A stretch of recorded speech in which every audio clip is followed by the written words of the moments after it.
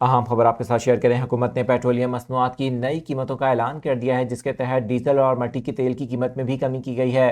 وزارت خزانہ کی جانب سے نوٹیفیکیشن جاری کیا گیا ہے۔ آپ کو بتائیں کہ حکومت نے آئندہ 16 روز کے لیے پیٹرولیم مصنوعات کی نئی قیمتوں کا اعلان کیا ہے۔ حکومت کی جانب سے پیٹرول کی قیمت برقرار رکھی گئی ہے، جبکہ ڈیزل اور مٹی کے تیل کی قیمت میں کمی کی گئی ہے۔ اس حوالے سے جاری کردہ نوٹیفیکیشن کے مطابق ڈیزل کی قیمت میں 2 روپے فی لیٹر کمی کی گئی ہے۔ اسی طرح سے آپ کو بتائیں کہ مٹی کے تیل کی قیمت میں 5 روپے 4 پیسے فی لیٹر کی کمی کی گئی ہے۔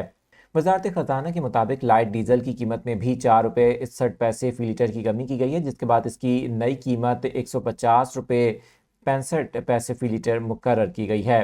آئندہ 16 روز کے لیے پیٹرولیم مصنوعات کی قیمتوں میں کمی کا اعلان کیا گیا ہے، جس کا اطلاق رات 12 بجتے ہی ہو گیا ہے۔ اہم خبر آپ کے ساتھ شیئر کریں۔ حکومت نے پیٹرولیم مصنوعات کی نئی قیمتوں کا اعلان کر دیا ہے، جس کے تحت ڈیزل اور مٹی کے تیل کی قیمت میں بھی کمی کی گئی ہے۔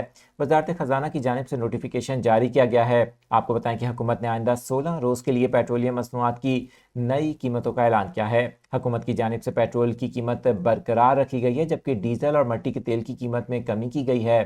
اس حوالے سے جاری کردہ نوٹیفیکیشن کے مطابق ڈیزل کی قیمت میں 2 روپے فی لیٹر کمی کی گئی ہے۔ اسی طرح سے آپ کو بتائیں کہ مٹی کے تیل کی قیمت میں 5 روپے 4 پیسے فی لیٹر کی کمی کی گئی ہے۔